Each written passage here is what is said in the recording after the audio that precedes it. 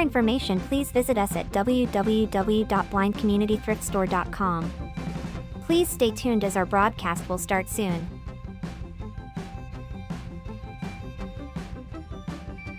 Please remember to like, comment, and subscribe on our YouTube channel now. At Blind Community Thrift Store on YouTube, and more info about this radio reading service, Navalins, and the Blind Community Thrift Store at www.blindcommunitythriftstore.com. The Blind Community Thrift Store radio reading service will begin shortly. We will be reading local news from around the Southwest Missouri area, Monday through Friday, 10 a.m. to 12 p.m. on YouTube, KSMU, and on the Audio Reader Network at Kansas University. For more information, please visit us at www.blindcommunitythriftstore.com. Please stay tuned as our broadcast will start soon.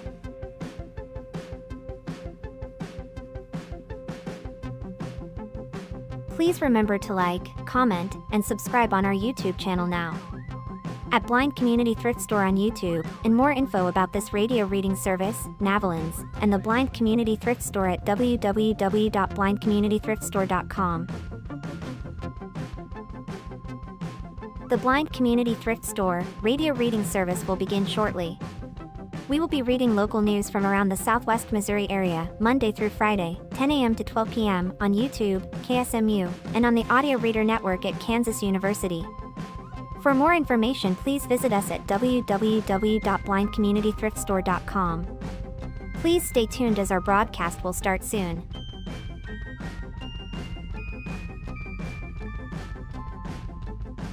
Please remember to like, comment, and subscribe on our YouTube channel now. At Blind Community Thrift Store on YouTube, and more info about this radio reading service, Navalins, and the Blind Community Thrift Store at www.blindcommunitythriftstore.com.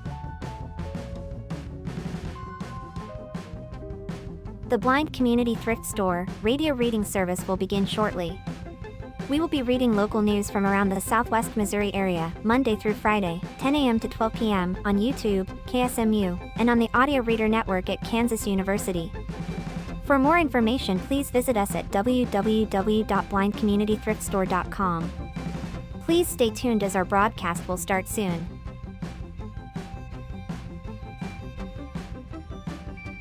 Please remember to like, comment, and subscribe on our YouTube channel now.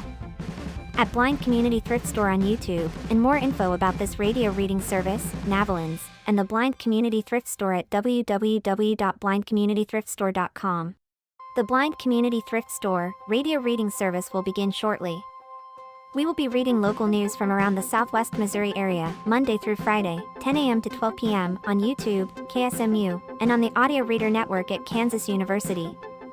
For more information, please visit us at www.blindcommunitythriftstore.com. Please stay tuned as our broadcast will start soon.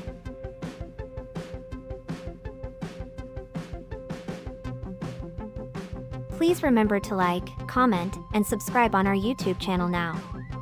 At Blind Community Thrift Store on YouTube, and more info about this radio reading service, Navalins, and the Blind Community Thrift Store at www.blindcommunitythriftstore.com. The Blind Community Thrift Store radio reading service will begin shortly. We will be reading local news from around the Southwest Missouri area, Monday through Friday, 10 a.m. to 12 p.m. on YouTube, KSMU, and on the Audio Reader Network at Kansas University. For more information, please visit us at www.blindcommunitythriftstore.com.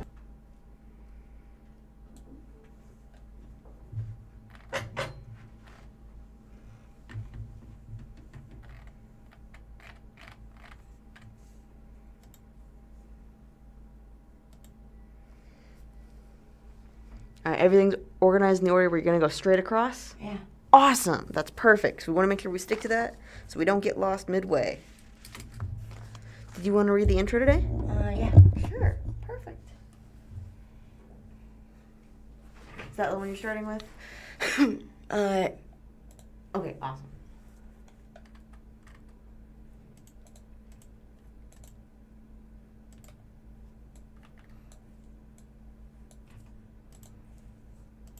The time is 10 a.m. Ready? All right. Thank you for tuning in to the Blind Community Thrift Store radio reading service. My name is Madison, and I'm here with Savannah. Hello. We invite you to listen to our broadcast both live and on demand. Our live sessions are available on the Blind Community Thrift Store YouTube channel Monday to Friday between 10 a.m. and 12 p.m. each week. Additionally, you can access on-demand content through the Audio Reader Network, which offers a wide range of audio materials for the visually impaired community. To explore content from the Audio Reader Network, please visit www.reader.ku.edu. This site provides details about accessing content via Amazon Alexa, Audio Reader Network mobile app, and information on receiving a radio to listen to the broadcast by KSMU Radio. All broadcasts are played over KSMU's subcarrier airwaves at 67 kilohertz on 91.1 from 3 p.m. to 5 p.m. Monday through Friday. Contact Audio Reader Network for more information on receiving a pre-programmed radio. I'm going to start with the first article. February 26th. Let's just say, oh, for Pete's sake, I meant that in a literal sense because today is For Pete's Sake Day. And this is by checkaday.com.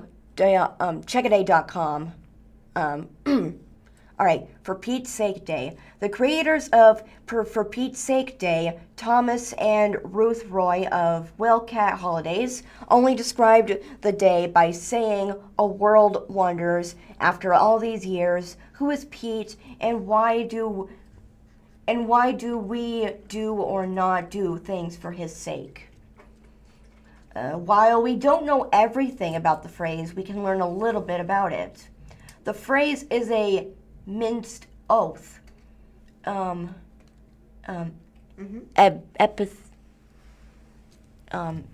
you move your cursor? Not epidermis. It's okay. What is that word?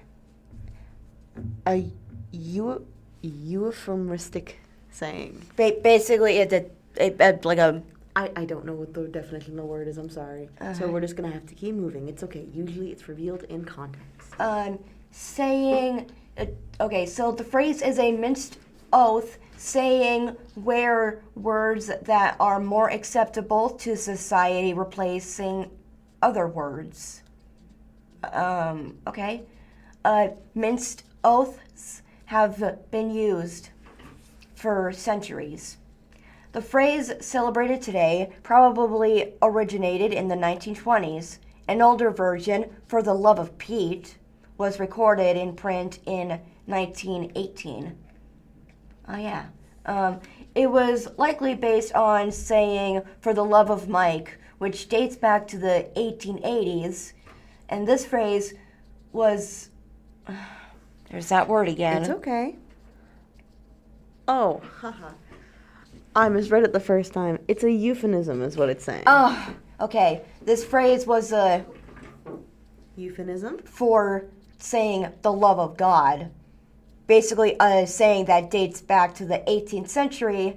And all of these sayings can express frustration, irritation, and annoyance. Another similar phrase is For Pity's Sake, which may help explain why the word Pete was chosen. Being that they both start with the letter P, some have also speculated that the Pete being referenced is St. Peter. Here's what you can do for how to observe For Pete's Sake Day. You could celebrate the day by using the phrase For Pete's Sake all day long. You could also learn some other minced oaths if you want, and if you know someone named Pete, do something for their sake today as well. And for Pete's sake, let's just go on with the second article, shall we? All right. From the Springfield Daily Citizen, Springfield Senator Lincoln Hugh unveils alternative Missouri budget to governor's plan. Stripped of his budget leadership post-late fall, State Senator Lincoln Hugh says Gov. Mike Kehoe budget shortchanges schools and disability services. By the Missouri Independent. The article starts with a photo of Senator Lincoln Hugh sitting back. He is wearing a gray blazer and a red tie as he leans back in his chair. This photo was taken on the first day of the 2024 legislative session provided by Annalise Hanshaw and the Missouri Independent. Article written by Rudy Keller. A Republican lawmaker stripped of his influence on the state budget for bucking GOP leadership struck back Wednesday by introducing an alternative to Gov. Mike Kehoe's spending plan. State Senator Lincoln Ho, a Springfield Republican, was removed as Senate Appropriations Committee chairman in September, just 20 minutes after he voted against shutting off debate on bills to weaken the initiative petition process and gerrymander the state's congressional districts. Hugh later lost a seat on the committee, which he had held for his previous 7 seasons in the Senate. In a scathing attack Wednesday, Hugh said the budget the governor proposed in January shortchanges schools, making devastating cuts to the providers and services that people back at home depend on, and uses budgetary gimmicks to balance spending and revenue. His alternative budget, Hugh said during debate Wednesday, spends less general revenue than Kehoe proposed, even after accounting for increases for public schools and higher educations, as well as reverse cuts proposed by the governor to service for people with disabilities. To make his plan work, Hugh would take $451 million from funding set aside in 2022 and 2023 for renovation and expansion of the Missouri Capitol building. I do not believe at this time, when we are underfunding education and not investing in our communities and not investing on our people back at home, that we can sit on $500 million to maybe repaint the walls of the Capitol, Hugh said. Hugh must leave office this year because of term limits. The alternative budget is his parting shot, and he said, an example for future lawmakers who want to change spending priorities. You can do this on your own, Hugh said. It's going to take a little bit of work and luck, and lucky for me, I've got a bit of time to work on it this year. The introduction of the bills does not mean they will receive action anytime soon. There are 100 Senate bills that must be assigned to committees before Hugh's new measures, and persuading Senate leadership to allow a hearing will be challenging. But the bills will be waiting when the Missouri House, which traditionally goes first on the budget proposal, sends bill funding state government to the Senate sometime next month. Missouri is facing a fiscal cliff after several years of huge general revenue surpluses. Over the 2 most recent fiscal years, the state has spent $28.7 billion from the General Revenue Fund, while taking in $26.8 billion in revenue. For the budget year that ends June 30th, lawmakers have appropriated $16.2 billion from general revenue, while anticipating $13.1 billion in revenue. Kehoe's budget project generates revenue appropriations for all needs at $17 billion in the coming year, with revenues projected at $13.6 billion. A general revenue fund balances that peaked at $5.8 billion at the end of June 2023 would stand at $265 million on June 30th, 2027, under Kehoe's budget proposal. Hugh said his budget does not rely on not spending money from appropriations, while Kehoe is asking lawmakers to authorize $1.1 billion that he does not expect to actually spend. Major differences from Hugh's plan and Kehoe's include $190 million more for public schools through the Foundation Formula Plus, an additional $32.4 million for school transportation costs, a 1.5% increase in the base support for community colleges and four-year universities, $46 million to shore up on the Missouri State Employees Retirement System, $105 million, including $32 million in general revenue, to restore Kehoe's cuts to disability services. The extra public school funding is needed to pay for the cost of past legislation, Hugh said. Kehoe did not propose it. I don't think it does us any good to come out here, pass legislation, say we're doing all this great stuff, and when the bill comes up, do not to pay, Hugh said. Hugh also suggested some cuts in spending proposed by Kehoe. He removed $150 million from construction spending that Kehoe's budget indicates would not be needed in fiscal 2027, switched $85 million from general revenue to borrowed money from campus construction, and cut $56 million in payments for a new state financial management system riddled with problems. In an interview after introducing the 16 bills in his budget, Hugh said he is not engaged in a petty fight with leadership. Instead, he said he wants lawmakers to know what they are facing and remind them of the power over spending before he leaves office. My intent right now is to show people there is another path, he said. State Senator Rusty Black, a Chillicothe Republican who replaced Hugh as Appropriations Chairman, was not available for comment when the independent visited office. He did issue a statement after Hugh began presenting his bills promising to restore cuts to disability services.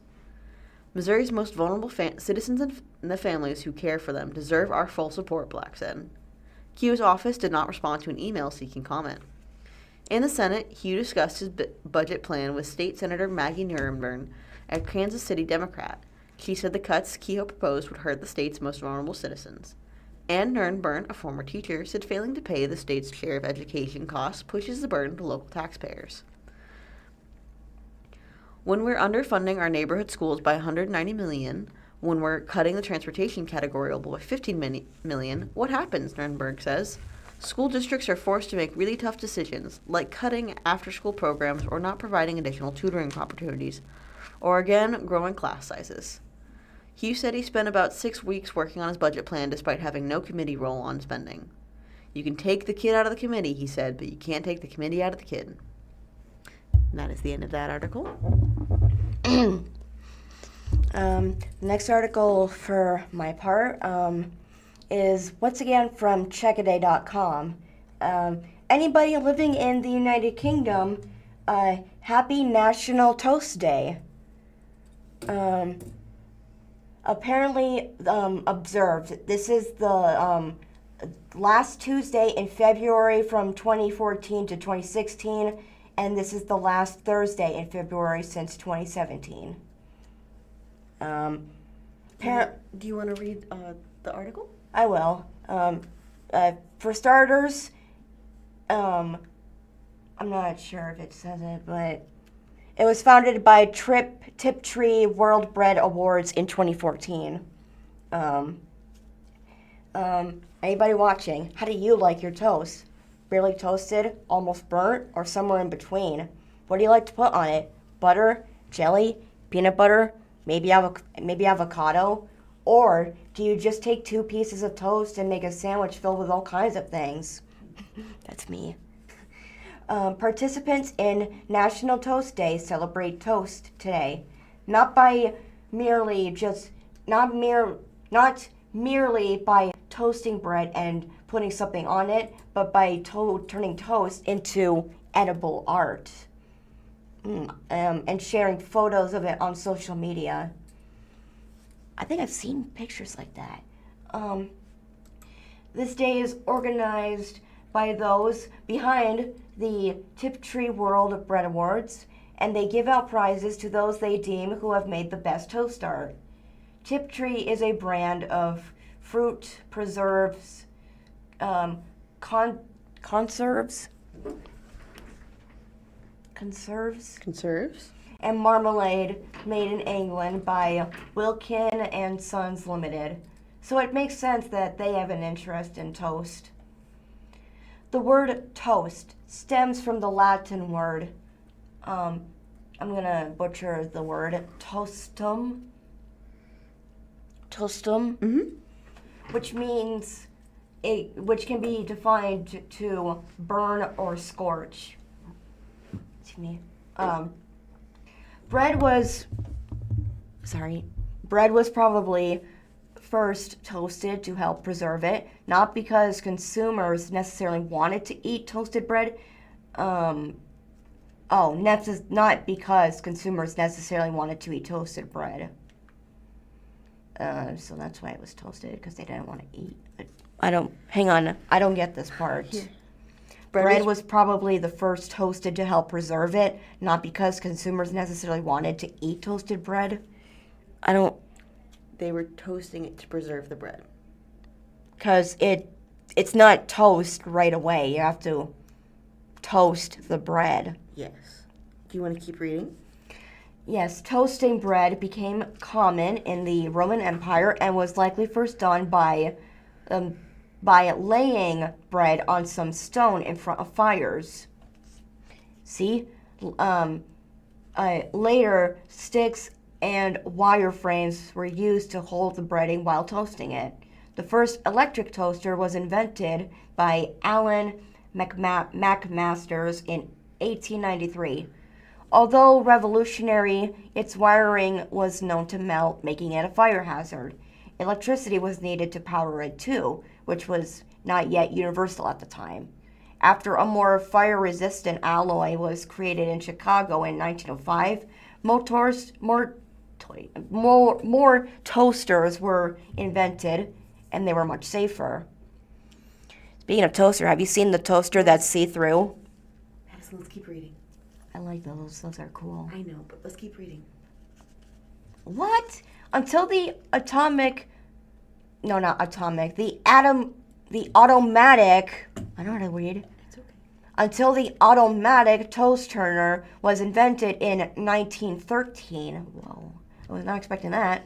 Toasters had not been only be able to toast one slice of bread at a time, and the bread had to be flipped by hand. The semi-automatic toaster came on the market around the same time, which turned itself off after the bread was toasted. Then the pop-up toaster that we know today was created in 1919 and granted a patent in 1921. Soon afterwards, in 1927, Otto Frederick Rohrwetter's bread slicing machine came on the market, further increasing the popularity of bread and toast, making toast even easier to make. Nowadays, it's easy as ever to make toast, meaning there's plenty of time to not only make toast on National Toast Day, but to make some edible toast art as well. And if you want to observe National Toast Day, you can celebrate the day by making and eating toast.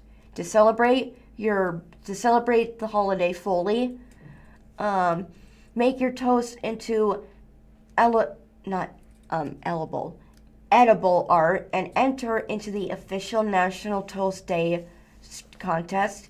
And you can share pictures of your toast on Facebook, Twitter, and Instagram, and tag them with the handle @BreadAwardsUK or @BreadAwardsUSA and hashtag National Toast Day. You are then eligible, for the prize draw.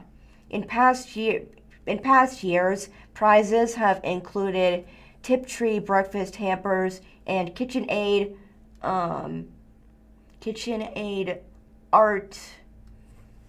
artisan. KitchenAid artisan breakfast sets. There's more info about how to participate in the prize draw, and it can be found on the Tiptree World Bread Awards website, and examples from past winners can be found on the National Toast Days Facebook page. There's also a link to the article as well regarding this. All right. From the Springfield Daily Citizen, Answer Man. Do city utilities have plans for property at Sunshine and Scenic? Written by Steve Pokin. Article starts with a photo of gates that are closed and a camera that is facing towards them. It is the property that is being discussed, as it is a vacant property. It reminds me of those liminal spaces that you see. Madison, remember, we're not doing comments. We gotta do. I know. Answer Man. My husband and I have been wondering, what is City Utilities' long-term plans with their property on the northwest corner of Sunshine Street and Scenic Avenue, Lee Ann Marsh of Springfield? The property is 37.7 acres. The address is 2715 West Sunshine Street. I called Jamie Presley, spokesperson for City Utilities, for your answer, Leanne. The property serves as a designated fill site for excess soil from our construction projects, Presley said via email. When crews replace water or natural gas mains, they excavate to install a new infrastructure. Instead of refilling those areas with all the original soil, gravel, gravel or sand is used around the pipes to provide proper stabilization and long-term reliability. The excess soil removed during the process is moved to the Scenic and Sunshine site. City Utilities has used this property since 2010. Initially, CU operated under an agreement with the previous landowner to use this site for fill. In August 2018, CU purchased the property to ensure its continued availability. CU has maintained the land by putting in stormwater runoff improvements and erosion control measures to ensure no adverse effects for the surrounding area. That's how the property is being used today, and how it will be used for the foreseeable future. There are no current plans to sell or develop the site for any other purpose, Presley said. And that is the end of that article. By the way, I was not trying to interrupt you. I was trying to describe what the picture looked like, because you said it looked abandoned. It looked empty, you know? It was an empty site. Right. And those pictures they intrigue me. They're cool. Speaking of cool, today's forecast by Ozarks first. In the next article, February ends sunny and warm. March begins with wet and coolness. And this is posted by Tom Schmidt. Sorry if I got the name wrong.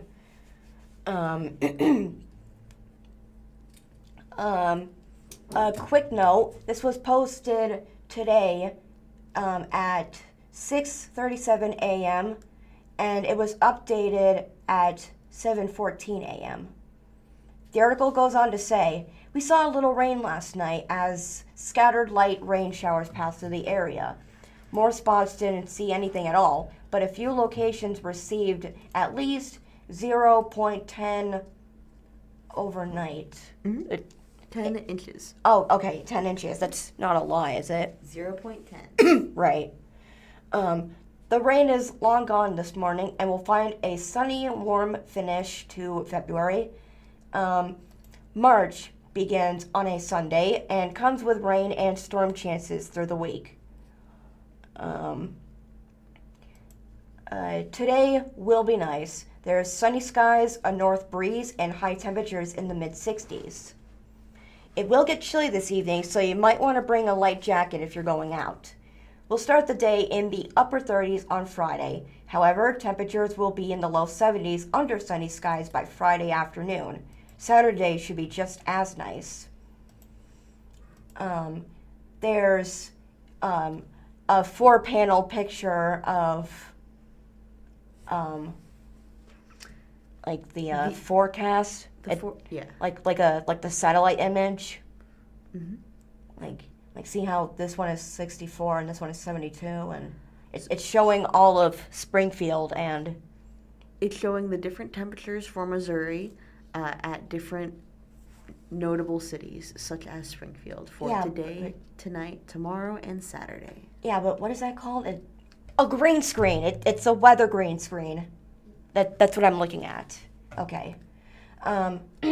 We begin the month of March with, like I said, a chance for scattered rain showers and possibly even a brief wintry mix on a Sunday night. Are you kidding me? Okay, come on. I don't like snow. I know you don't. Let's keep reading so we can get the information. Anyways, yes, possibly even a brief wintry mix on Sunday nights for parts of central Missouri. This is just the beginning of what's going to be a very active pattern for the first week of March. Yay, snow. Nice. Keep reading. Sorry. There's another green screen that says, here comes March, multiple rain chances, and it shows rain and storms in green coloring on the bottom and blue coloring that shows snow on the top. And it shows where Missouri is. It looks like the top is getting more snow and the bottom, where St. Louis is going to be in rain. Mm-hmm. Several storm systems through next week will generate daily chances for rain and storms in the area, and the pattern shift is a result of high pressure in the desert southwest breaking down and being replaced by low pressure, shifting the jet engine. I meant shifting the jet stream and storm track to a more favorable mode for rain in the Ozarks. Jet engine. Okay. The pattern over the first couple of weeks of March looks active with waves of showers and thunderstorms as storm systems come out of the west. Two weather concerns may come out of this pattern, though. One would be too much rain and a risk of flooding. The other would be a risk of strong thunderstorms that could bring a risk of severe weather. And that's it for that article. So stay dry out there, guys. All right. From the Springfield Daily Citizen. SBS food service contract renewed after board discussion cut short. Aramark will continue operations of school cafeterias. Written by Joe Hadsdale. The article starts with a photo of the Springfield Public Schools Craft Administrative Center. It is taken in front of the sign that points to the main entrance, and right behind it is the parking garage. Springfield Public Schools will stay with its current food service provider after its contract was renewed by the Board of Education, but the vote was marked by a disagreement about discussion of the contract between two board members. The board, during its Tuesday meeting, renewed its agreement with Aramark, which has been leading the district's meal services since 1991. The contract is worth almost $8,497,469,094. Oh, I did read that wrong. I do apologize. $8,497,469.94. Broken down into the following line items. Nice. 6 million and Hold on. What? 500,649.83 for food, $592,786.11 for supplies, $1,021,914 for salary and benefits, and $382,120 for administrative fees. Travis Shaw, a deputy superintendent for operations, shared information during a previous board meeting about how Amarak appeared to offer the best deal between two companies that bid for the service. The contract's term is effectively 5 years but must be renewed each year. According to law, the district must solicit a new round of bids every 5 years, Shaw said. The vote to approve the contract was 5-0-1, with board members Mariam Mohammed Kahami abstaining. Board member Danielle Kincaid was absent from Tuesday's meeting. The vote came after discussion on the item was halted by board members. Sorry, I had to wet my whistle. No, you're okay. Board members are given 5 minutes to ask questions or make statements during discussions of agenda items. Due to a decision made in 2024, board members can take a second round of 5 minutes after other members have been given an opportunity to speak for the first round.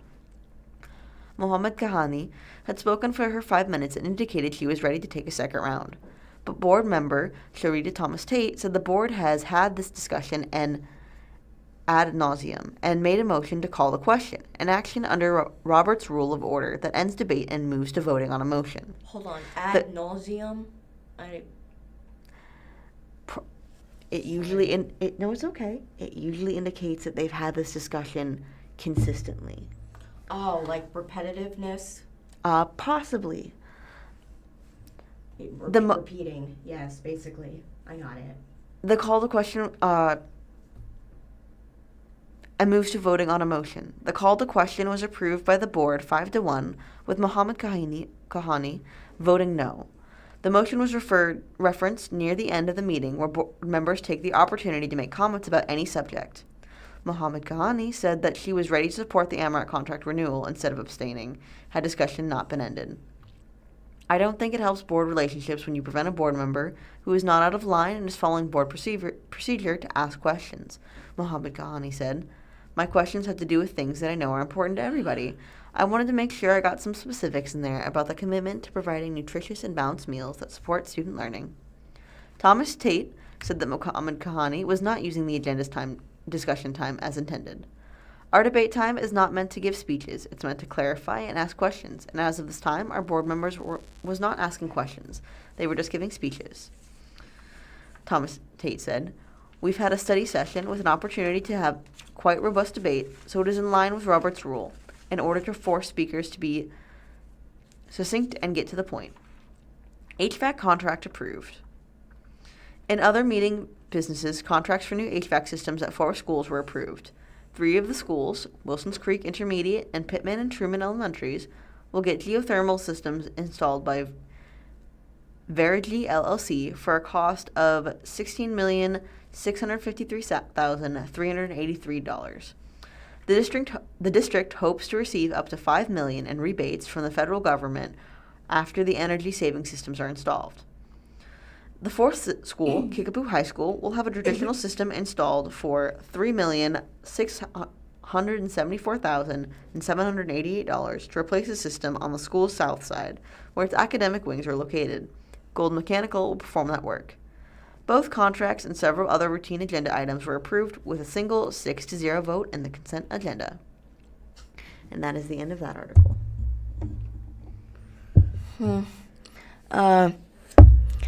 All right. Can I read off two, since one is kind of short? How about you just read the one? All right. First off, today would have been Johnny Cash's birthday. Johnny Cash was an American musician. He was born in Kingsland, Arkansas, and he died age 71 in Nashville, Tennessee. You might remember his songs like Ring of Fire, which is one of my favorite songs. It doesn't say what he died from, but that's what today is. And also, today's a featured event. In 1815, of also this date, Napoleon escapes exile. On this day in 1815, Napoleon, who had been banished to the island of Elba by a coalition of European powers the previous year, escaped exile and attempted to make a comeback. He sailed to France and headed to Paris, which French troops then sent to stop him joined his forces. French troops sent him to stop him joined his forces. What? I don't. French troops sent to stop him joined his forces. Oh, basically they were sent to stop him, but they eventually went on his side. Yes. Okay. And you're right here. However, they were no match for the might of the troops commanded by the Duke of Wellington, consisting of British, Dutch, German, and I am so sorry. It's okay. Belgian units. Thus ensued the military campaign known as the 100 Days, during which Napoleon attempted to rule France and command its army once more. He was, however, no match for the Duke of Wellington's troops, and his leadership ended with his defeat with his defeat at the Battle of Waterloo and banishment to the island of St. Helena. Yep, St. Helena. But then he came back and then he was banished to another island, right? I don't know off the top of my head. I don't know. It's okay. How about we look it up after? Yeah, except for that article. From the Springfield Daily Citizen, Citizens Advisory Board discusses letter alleging its formation violates SGF City Charter. Mayor Jeff Schrag plans to bring forward a committee referral memo for council consideration at the March 9th meeting in light of some questions regarding the membership of various board and commissions within the city of Springfield. Article written by Jack McGee. There is a photo of the Citizens Advisory Board pictured in May 2025. From top left to top right, Andy Peebles, Leslie Forrester, Cliff Smart, and Rusty Worley are standing, and on a bench in front of them, from bottom left to bottom right, is Becky Voles, Aaron D'Anastasio, Christina Engel, and Lauren Chance. This photo is from the city of Springfield. In a February 23rd letter to the Springfield City Council, citizen watchdog Linda Simpkins questioned legality of the 8-member Citizen Advisory Board, which is established to recommend projects for funding from the half-cent Spring Forward's SGF sales tax approved by voters in the November 2024 election. The resolution establishing the board, approved by the City Council on January 13, 2025, violates the Springfield City Charter in various ways, Simpkin alleges, including by allowing non-Springfield residents to serve and allowing the board to consist of fewer than 9 members. Specifically, the resolution allows for the board to consist of 7 to 11 members that have resided or worked in the city for at least 1 year prior to their appointment. Meanwhile, the city charter, unless otherwise specified, requires boards to have 9 members, all of whom must have resided in the city for at least 2 years prior to their appointment. While the resolution allows for fewer than 9 members, the City Council originally intended for the board to have 9. However, one of the 9 individuals appointed, Andy Lear, ultimately declined the appointment due to his personal reasons. Simpkins also pointed out that although the charter allows boards to elect their own chairperson, the City Council selected a chair for the Citizens Advisory Board, Aaron D'Anastasio. The rest of the board is comprised by Christina Engel, Leslie Forrester, Annie Peebles, Lauren Chance, Cliff Smart, Becky Voles, and Rusty Worley, who serves as the vice chair. Mayor Jeff Schrag on February 23rd notified council members that he intends to bring forward a committee referral memorandum for council consideration at the March 9th meeting, in light of some questions regarding the membership of various board and commissions within the city of Springfield. Springfield City spokesperson Cora Scott said there are no plans to disband the board or pause board activities at this time. That's the action at this point, is the referral, Scott said, and then the conversation will continue from there. Letter cast doubt on validity of convention and event center funding. Simpkins suggested in her letter that the alleged violation of the city charter could open the city up to litigation and potentially result in the board being nullified from its inception. Simpkins said such a finding could call into question a $30 million allocation to provide the local match required of a restricted state budget earmark for a new convention and event center, as recommended by the board and approved by the City Council. Though that scenario may be possible but unlikely, the point is to highlight the risks assumed here, Simpkins said in the letter. I'm perplexed at how a foundational element of the city's constitution since its adoption in 1953 was breached. The City Council, at its February 23rd meeting, approved 3 additional recommendations from the city's advisory board, including $30 million total over 2 years to the expansion and renovation of the Springfield Art Museum and $10.8 million for the various parks and trails and corridor projects. There is a photo of Linda Simpkins as she asked the question at a January 2026 public meeting about the proposed convention center. She is standing in front of a white background, wearing white, facing the board as she speaks to them, holding a pen. Simpkins further suggested that the council members who approve the resolution are potentially at risk of a recall petition for maleficence, i.e. acting outside their legal authority. Both the resolution establishing the board and appointing its members were approved prior to the election of Mayor Schrag and Zone 4 council member Bruce Adib Gadzi. In addition, Simpkins questioned why the city attorney, Jordan Paul, approved the resolution and suggested he may be subject to disciplinary complaints for violations of the rules of professional conduct. Unfortunately, the greatest damage will come from the resulting fallout from the violation of public trust, Simpkins wrote. Simpkins also questioned what it means to have worked in the city, one of the qualifications of the resolution establishing the board. Does it mean owning a business in the city or having a W-2 issued by a city business? If so, can one live anywhere in Greene County or the state and recommend funding of city projects by a city sales tax that one can't even vote on? Simpkins wrote in part. It appears little thought was given to it other than simply adding a few words. To a layperson like me, it seems haphazard and careless. 2 of the board's 8 members, D'Anastasio and Engel, do not reside within Springfield city limits. D'Anastasio is the executive director of the Hatch Foundation and Engel is the president and chief financial officer of the Earling Group. Both the Hatch Foundation and the Earling Group are based in Springfield. Simpkins questions board members' involvement in other organizations. Simpkins also expressed concern with board members' involvement in other organizations, including the fact that D'Anastasio and Forrester also serve on the Visit Springfield, Missouri Board of Directors, which has played a leading role in efforts to develop a new convention and event center.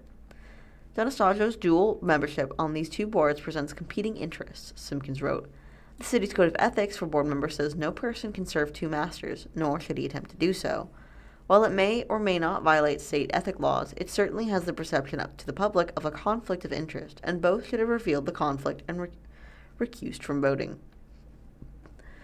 Simpkins also pointed out that several board members have ties to the Springfield Area Chamber of Commerce, and that Smart and Lear, although he didn't end up serving on the board, also serve as unpaid members of the nonprofit Springfield Daily Citizen's board of directors, which she characterized as highly problematic for both the Daily Citizens and the Citizens Advisory Board. Editor's note: the Springfield Daily Citizen's board of directors plays no role in day-to-day news coverage. See the Daily Citizen ethics policy and the board's conflict of interest policy at the link put in the article. Ultimately, Simpkins said the alleged violation of the charter demonstrates a failure to appoint board members who are representative of the council as a whole. However, I think a few council members would agree with me and would like to see boards of diverse representation, Simpkins said. Simpkins concluded the letter by encouraging the city council to discuss the issue in an open meeting and the city manager to review the competency and credibility of the city attorney. The February 23rd letter follows an earlier letter sent to the city council last week, also authored by Simpkins and signed by other residents, that alleged Schrag is overstepping his authority by voting and appointing to the Planning and Zoning Commission and suggesting that he is stacking the advisory board, or body with members who are pro-development. Citizens Advisory Board discusses letter. The Citizens Advisory Board began its monthly meeting February 25th by discussing Simpkins' letter. A couple of us do not reside within the city limits, D'Anastasio acknowledged. It's something, actually, when I personally applied, I asked about, so I just want to make sure that is resolved, and that also the number of individuals that sit on the board. I think it's important that we are addressing those questions and situations. While noting that board members were selected based on the qualifications outlined in the resolution approved by council, Deputy City Manager Colin Quigley said the issue was entirely in the City Council's hands at this point. You continue to serve until you're replaced on the board like any board, Quigley said. So this board is still seated, and that's a joint decision of City Council. Asked about the possibility of adding a ninth board member, Quigley reiterated that it was up to the City Council. That's also up to Council how they address the open seat, or how we reconcile with that with the Charter, Quigley said. D'Anastasio also apologized to the board for voting on the convention and event center funding, noting that she didn't think her membership on the Visit Springfield board would be an issue. I personally didn't, from my seat, didn't think that I should recuse myself from the vote for the convention center, D'Anastasio said, so I just, again, wanted to apologize to the board if it's believed that I should have from my shoes. I think I was just looking out at it as it was a project being brought forth from the city. I don't own a hotel, or I'm not personally benefiting from it, and honestly just didn't think that it would be a problem. There is a photo of Springfield City Attorney Jordan Paul speaking at the meeting of the Springfield City Council on Monday, October 7th, 2024. He is facing the crowd with as he speaks with his hands in front of him. City Attorney Jordan Paul said he was having trouble thinking that's a conflict, noting that Visit Springfield is an independent nonprofit organization. Moreover, Paul said the conflict of interest provisions in the city charter pertaining to boards and commissions primarily deals with contracts administered or overseen by a board, which he notes the Citizens Advisory Board does not do. In that situation, the money, that contract would be administered by the city proper, not by the board, first of all, Paul said. Second of all, I think we generally treat nonprofit board members as not having financial interests if they're not compensated in funds that flow to the nonprofits. So I kind of thought that the opinion was relatively tortured from a conflict of interest perspective. Smart, a retired attorney and former president at Missouri State University, told D'Anastasio that she had nothing to apologize for.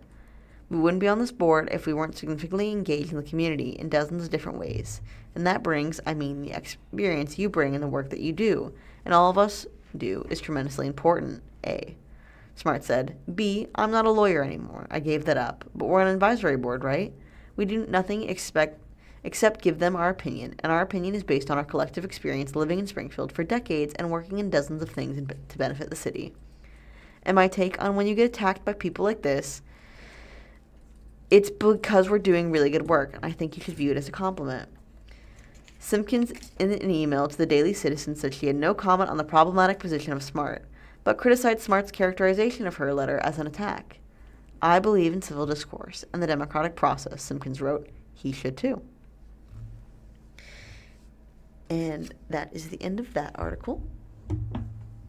All right. It's gonna be weird, but I got this. Next article is from Good News Network. First off, why did they? There we go.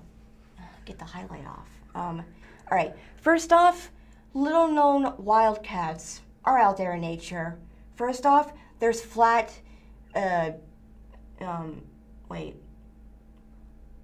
First off, there's Earth's tiniest wildcat captured on camera for the first time, the rusty spotted cat of India.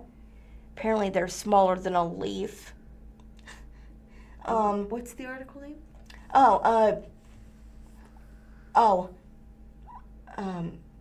Sorry. First off, with the article I was going to say earlier. Yeah. The article and where you're getting the news from. All right, I'll start over. Good News Network. And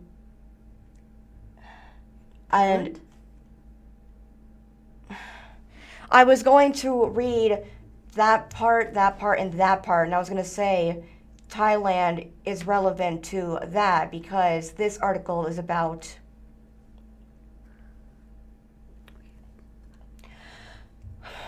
okay, I'm sorry. Earth's tiniest wildcat is captured on camera for the first time, the rusty spotted cat of India.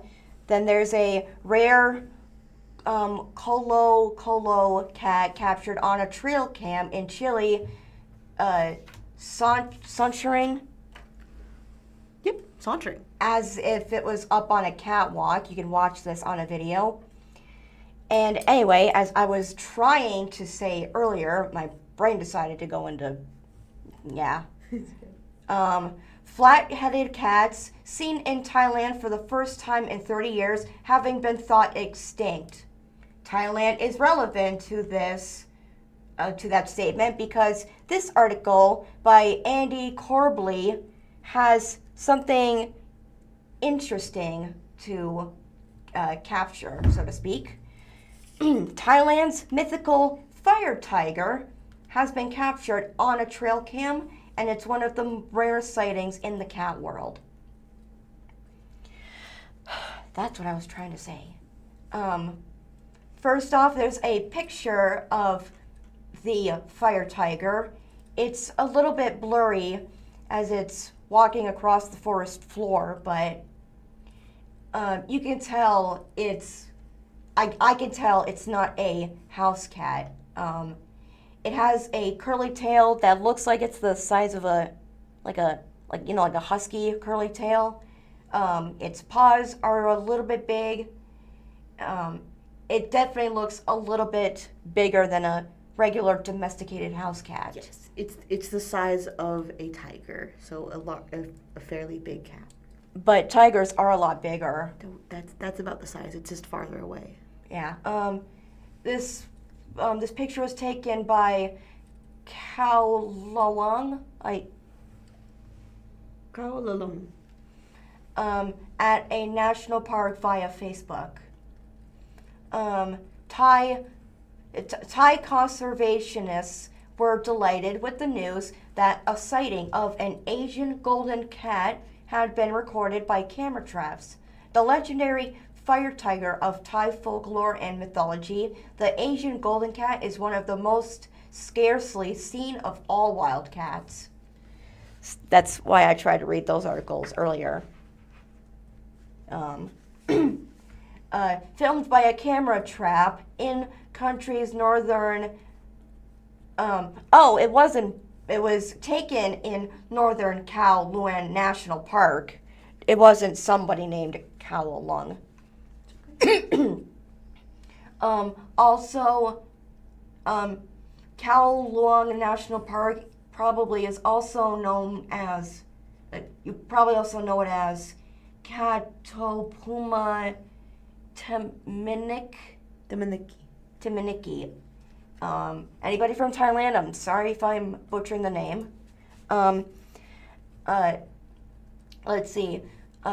This cat, the fire tiger, the Asian golden cat, is most closely related to the bay cat of Borneo or the marbled cat of the Himalayas.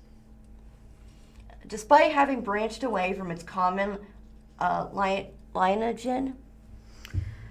lineage with the tiger between 8 and 16 million years ago, it is known in Thai as the fire tiger because of the distinctive coat that can appear tan at times and other times orange. Interestingly, in Chinese, it's not just known as the fire tiger, but also the metal cat. Metal cat, that sounds like a rock band name. Do you want to keep reading? Yeah, I'm getting there. This sighting was announced by park officials in a July 7th Facebook post in which the golden cat passed in front of the camera trap for a mere 10 seconds before disappearing into the forest. Their behavior is perfectly adapted to both their forest home and to avoid being spotted by humans. They're territorial, solitary, and capable of hunting in both night and day. We think this is one of the hardest cat species to see in the wild because of the lack of predictable hunting patterns and social lives that it renders in, which is why I said it's probably one of the hardest cat species in the wild to see because of that. The Karen people of southeastern Myanmar believe that carrying a single hair of the cat is sufficient to keep tigers away. Like the cheetah, it's listed as vulnerable by the IUCN and suffers from all of the classic wildlife risks: habitat destruction, fragmentation, poaching, and conflict with humans over livestock. A 2023 population estimate by the IUCN suggested that a reasonable number of mature individuals across its whole range could be 7,000 more than the cheetah, tiger, and the snow leopard, and that it could number as many as 12,000 or few as 1,000. The wide variation is a testament to the cat's elusiveness, intact strongholds, and according to the estimate, it seems to be a mixture of a Bhutan,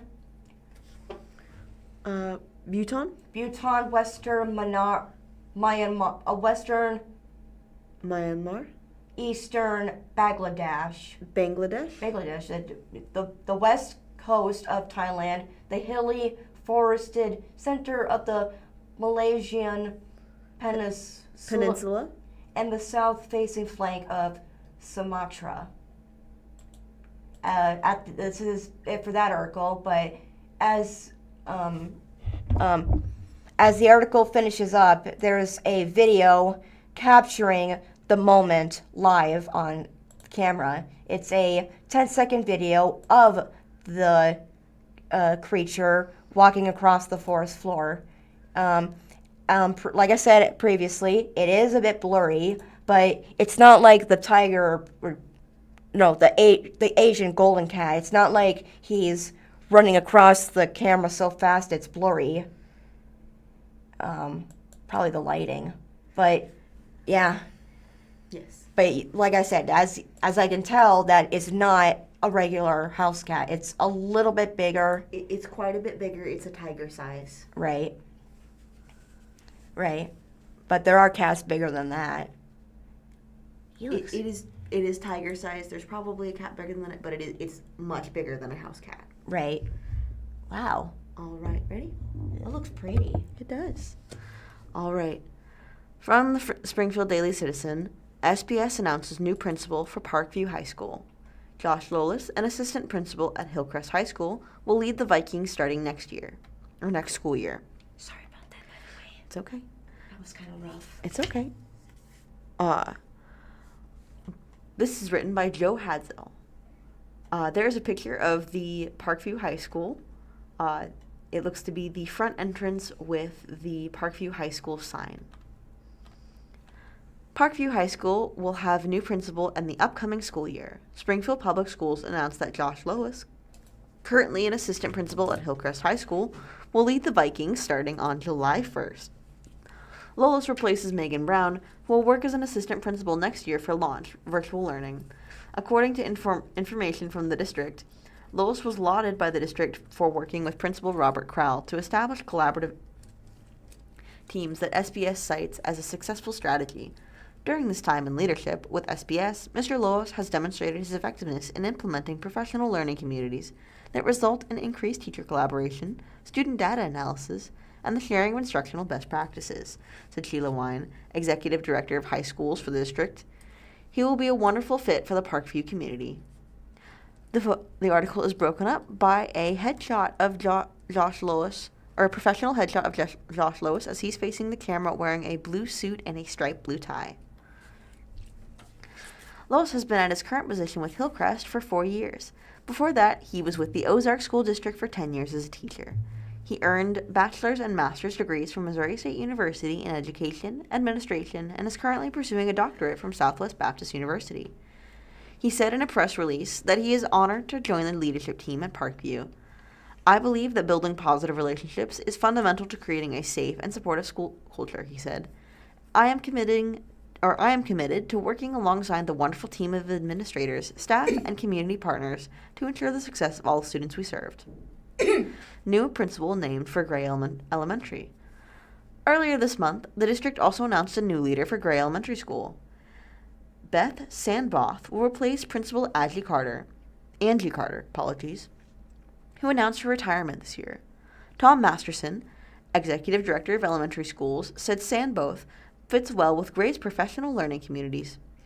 She listens first and is deeply committed to making decisions that honor the stakeholders she serves, Masterson said in a press release. Joining a dynamic team, she ensures the future at Wanda Gray is bright.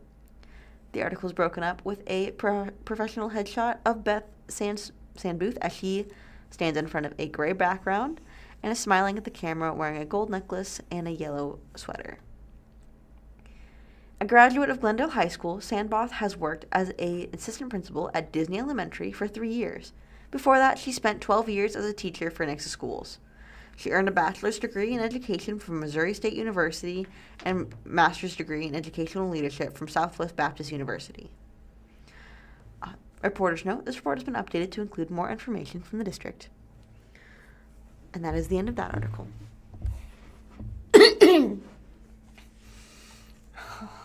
Look at his little face. All right. Would you like to read the reading it from? Yes. Wait, this one? Yeah, let's read this one. All right. We are currently broadcasting live from the Blind Community Thrift Store, situated at 2713 North Kansas Expressway in Springfield, Missouri. For additional information about our store, please visit our official website at www.blindcommunitythriftstore.com. To explore more of our video content, including movie reviews, adaptive technology training videos, and other informative material, please visit our YouTube channel by searching for Blind Community Thrift Store. Our organization is dedicated to supporting for the blind community through various initiatives, and our online platforms serve as valuable resources for community engagement and education. Little known fun fact: the Blind Community Thrift Store used to be a movie theater. That is true. Would you like to read the next article? And next article, once again by Good News Network. I cannot stop smiling at this, but you're going to find out why. This was once again by Andy Corbly. Yep. And abandoned Las Vegas airport dog finds a forever home with the officer who saved him. Would you like to read the article? Okay, I'm sorry, I cannot stop looking at this cute little face. The article starts with a 2-picture panel of the officer holding a bunch of dog necessities in his police uniform, and the other picture next to him is the picture of the puppy. He's got a blue collar on. He's looking at the camera. He looks like he's smiling. He looks like a little teddy bear. He looks so cute. Would you like to start reading the article? I wonder what his name is. All right, how about we start reading the article? We might find out. Okay. A little golden doodle. A golden doodle? Yes. Keep reading the article. You got this. Okay. A little golden doodle has a brighter future ahead of him after his abusive treatment by his owner saw her arrested and an officer leap at the chance for adoption. Oh, poor baby. Keep reading. You got this. This story must unfortunately include some rather ugly details before one can salute Officer Skeeter Black for his compassion towards animals. I got this. Okay. It begins on February 2nd at Harry Reid International Airport in Las Vegas, where JetBlue staff were attempting to inform the dog's owner that she would not be permitted to board as the paperwork for the animal, claiming to be a service animal, hasn't been completed. Oh. The owner tied her dog to a metal baggage measurement rack and left, promoting the JetBlue staff to call the police. Prompting. Oh, prompting. What did I say earlier? It's okay. Keep going. Officers later confronted the woman who had proceeded through security checkpoint to the departure hall at gate D1. A police recounting of the incident claimed she stated the airline would not allow her to fly with the dog, while adding it had a tracking device, implying it was acceptable to leave the animal behind and it would return to her. The police disagreed and detained her on misdemeanor animal abuse charges. However, a violent attempt at resisting arrest saw her removed from the airport. The police statement read, Animal Protective Services took custody of the dog. After the mandatory 10-day hold period passed and the owner never returned, Retriever Rescue of Las Vegas stepped in. And there's a Facebook page regarding Instagram? An Instagram picture regarding the picture of the dog as he's possibly being escorted out, or not escorted out, but Walked to safety, basically. The article on the Facebook page goes on to say, Instagram. The Instagram page goes on to say, from rescue to forever. Weeks after being found tied to a baggage sizer inside Terminal 3 at Harry Reid International Airport, the dog is now known as JetBlue. Is that his name, JetBlue? Mm-hmm. Oh. Keep reading. He's officially on the way to his new home forever. Oh. This video shows the moment LVMPD Officer Skeeter Black, one of the officers who helped rescue the approximately 2-year-old golden/mini poodle during the original February 2 incident, met with at Retriever Rescue Lee to welcome JetBlue into his family today. I'm sorry, JetBlue. JetBlue, come here, boy. Yes, it's very cute. Let's keep reading. Officer Black and his family had already been approved through Retriever Rescue of Las Vegas months earlier while searching to adopt a golden doodle of their own. Following the mandatory hold period, the rescue organization selected them to prove JetBlue with the safe and loving home he deserves. What began as a heartbreaking act of abandonment had turned into a powerful example of compassion, or has turned into a powerful example of compassion, teamwork, and community partnership. Today, JetBlue's next journey begins, this time surrounded by the people who stepped it in when he needed it the most. Aww. Continuing, like I said before, the dog was affectionately renamed JetBlue. And 10 days after the 10-day hold, Officer Black, who had confronted JetBlue's former owner, arrived with his family to fill out the adoption paperwork. An LVPD social media update then read, "Bon voyage, JetBlue, and welcome to a new life where you'll be loved beyond words by Officer Black and his family." Aww. Mm-hmm. That's it for that article. All right. From the Springfield Daily Citizen, Kickapoo-Glendale rivalry provided another thrilling atmosphere. Here's how. State-ranked Chiefs cool off red-hot Falcons in latest high-energy crosstown rivalry game. Written by Jaden Pettis. The article starts with an action shot of the two teams as Glendale forward Markel Houston loses the ball while dribbling to the basket on Tuesday, February 24th, 2026 in Springfield. Photo provided by Ellie Freistack. There should be a way to live inside the moment between a basketball leaving a player's hands and the ensuing chaos. The anticipation of the ball falling through the hoop or the hope of its missing can turn a room of open air into a jello-like atmosphere, a suspenseful second or two that will live forever in the memories of those who experienced it.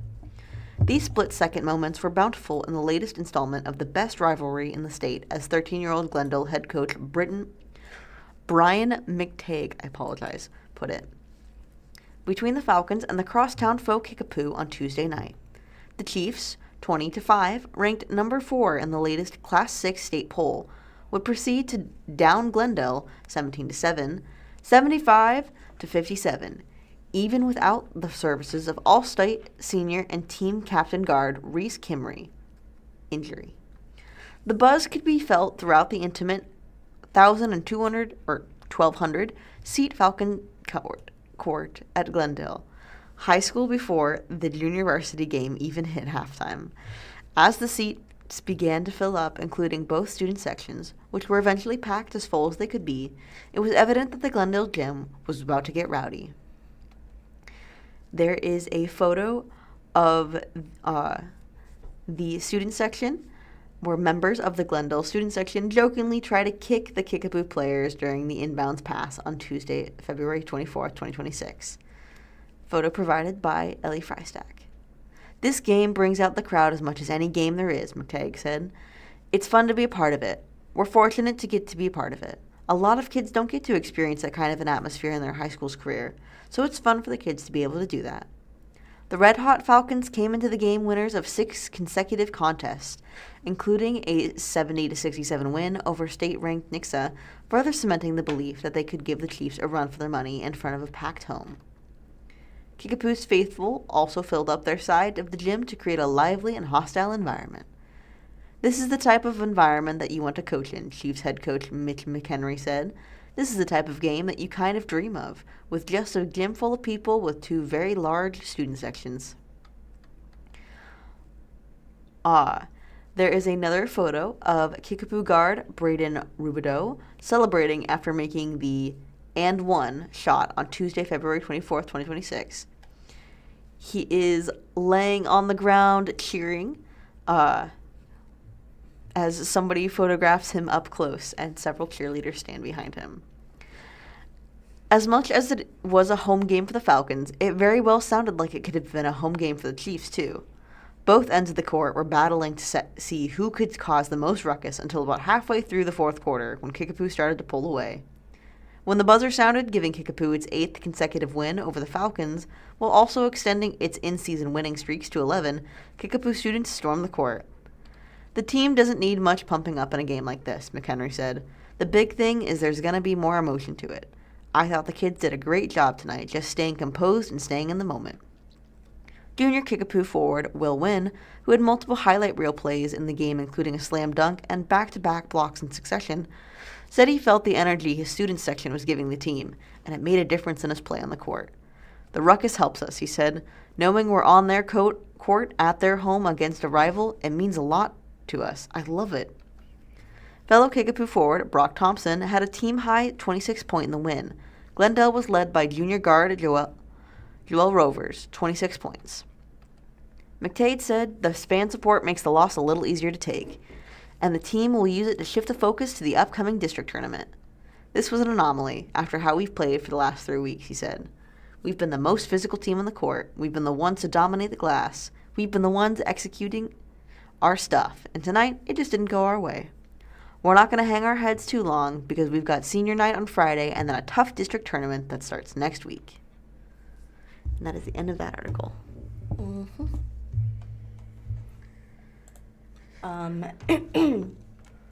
Next article is from Springfield News-Leader. As I mentioned earlier about weather, with it being sunny and then March is going to be rainy, I also want to include this. This was by Dave DeMilly. And it says, Missouri urges weather preparedness after deadly 2025 tornado season. Oh, yeah. That was scary. Would you like to start reading? Yeah. I actually witnessed that. Yes. Would you like to start reading? After Missouri recorded 16 tornado-related deaths in 2025, its deadliest tornado year since the 2011 disaster, states are urging residents to take preparedness seriously during Severe Weather Preparedness Week, beginning March 2nd, according to a community announcement. Wait, so they're saying this year was more deadly than 2011? Last year. Yeah, it was saying, because... That's 2025. Do you want to keep reading? Because I wasn't here years ago. I know, but do you want to read? Do you want to keep reading? Anyways, the National Weather Service also reported 3 flooding deaths and 1 severe thunderstorm fatality last year. I hate bad weather. I know. You want me to read this article? No, I got it. Missouri's statewide tornado drill is scheduled for 11 a.m. March 4th, when NOAA weather radios will activate and warning sirens will sound in participating communities. Residents, schools, and workplaces are encouraged to practice sheltering in an interior room on the lowest floor of a sturdy structure. Local communities may hold the drill on alternate days if needed. Let's see. In quotes from State Emergency Management Agency Director Jim Remillard,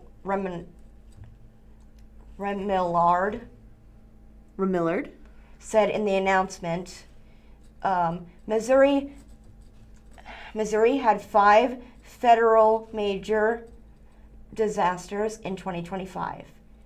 More than any other state last year, which, along with the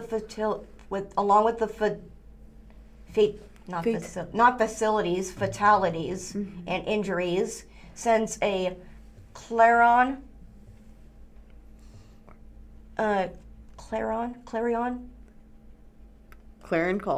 call for the need to be prepared for all forms of severe weather. We strongly encourage all Missourians to take these threats seriously and make sure every member of their household knows how to prepare and is ready to take proper and protective action. Yeah. When that tornado came through, our house was just shaking. I know. Let's keep reading. There's a picture of Columbia Interior Utility Director Erin Keys, as she's reading a statement, April 24th of 2025, regarding a near-term and long-term stepping the city is taking following the destruction of the materials recovery facility for recycling by an Easter Sunday EF1 tornado. She's standing, Erin Keys is basically standing in front of a, The destruction.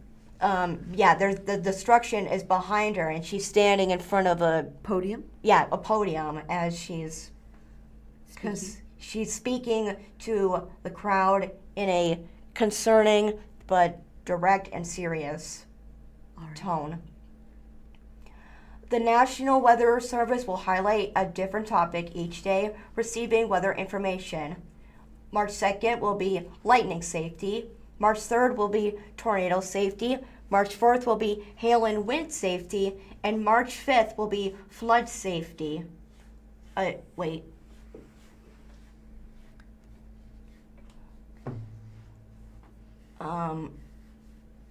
Hail and... Wait. Okay, hold on. Would you like to start over? Yes. Okay, lightning safety for March 2nd. March 3rd for tornado safety. Madison, that's...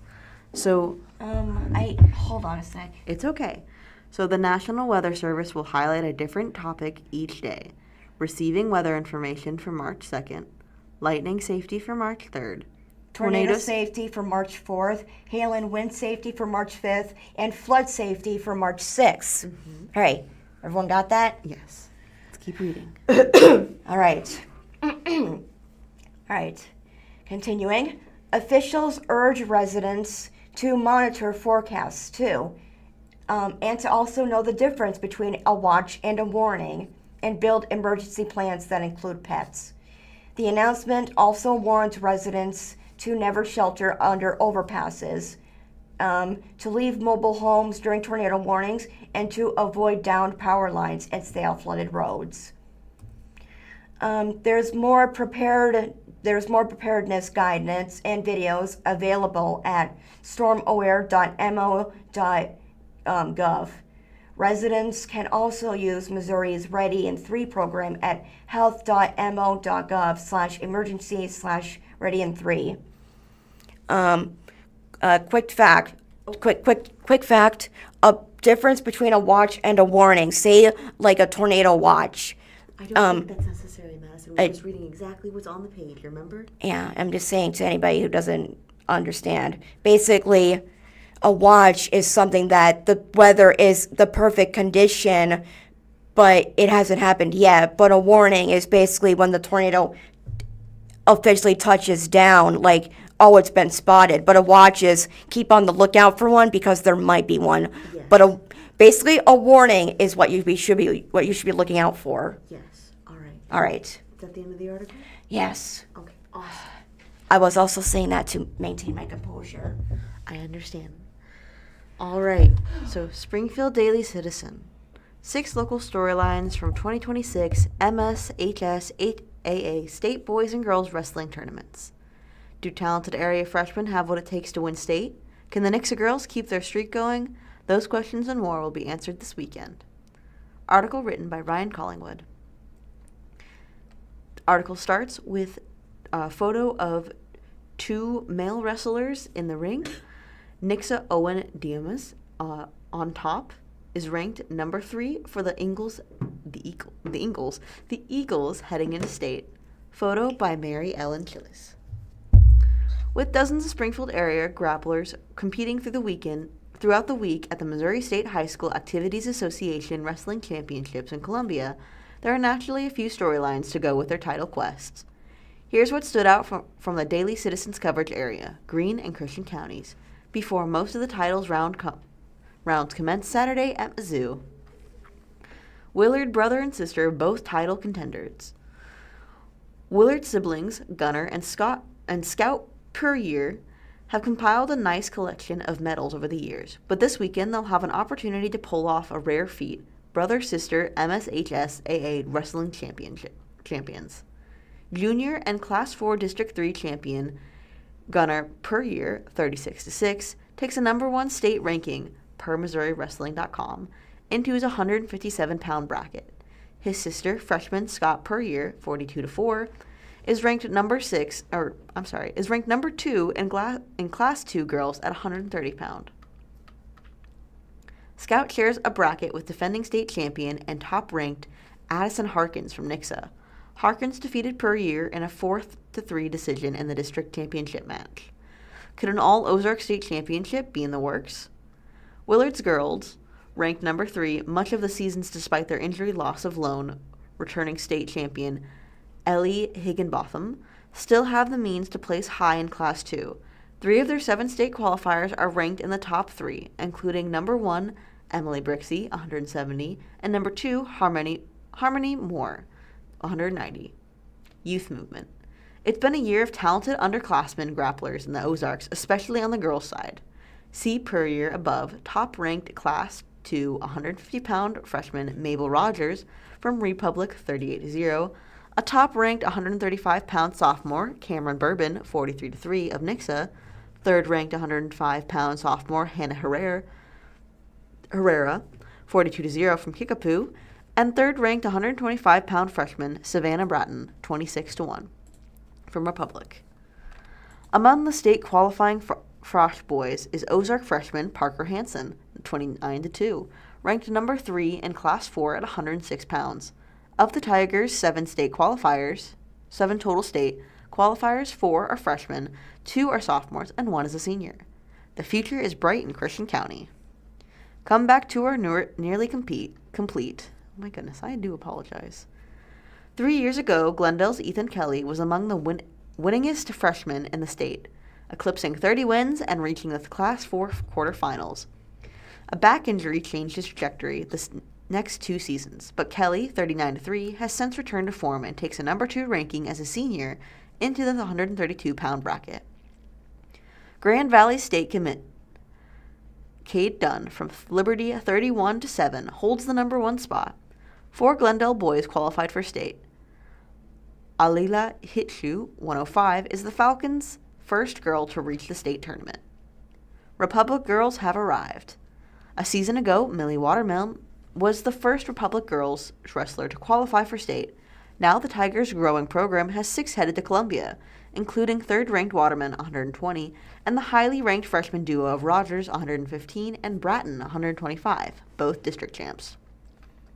Republic has also been ranked 7th as a team in Class 2 in MissouriWrestling's.com's team rankings, trailing district foes Nixa number 1 and Willard number 3.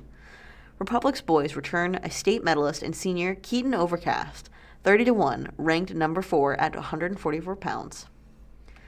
Talbot's final title hunt. There's a photo of 2 wrestlers of Willard Jr. Porter Talbot who's wearing black shoes, defeating Republic senior Chase Hicks, who's wearing white shoes, with a fall at 3 minutes and 6 seconds. Ozark senior Ruben Arvizu took 3rd, and Neosha Jr. Dayton Kivett placed 4th. Photo by Mary Ellen Gillis. Willard Sr. Porter Talbot has wrestled at 250 pounds his entire decorated career, which included back-to-back second-place state finishes his freshman and sophomore seasons, and 3rd as a junior in Class 4. Now with the Tigers in Class 3, Talbot, 38-1, takes a number 1 ranking into his bracket, looking to be atop the awards podium on Saturday night. Nixa girls loaded again. There is a photo of the Nixa girls team holding the state championship trophy with their 4 coaches. Defending state champion, Nixa has the means to capture its 5th consecutive MSHSAA team trophy. The Eagles sent 8 wrestlers to state, 4 2025 medalists, and 7 ranked in the top 6 of their respective weight classes, including defending state champion and number 1 Addison Harkins, 40-3 at 130 pounds, and number 1 Cameron Bourbon, 43-3 at 145 pounds. Coach Justin Martin's team is ranked number 1 by Missouri Wrestling.com due to its 7 ranked wrestlers, just ahead of number 2 Fort Osage, which has 6. There is a link to see a list of each Springfield area, Greene and Christian counties, state qualifier competing at state this weekend. And that is the end of that article.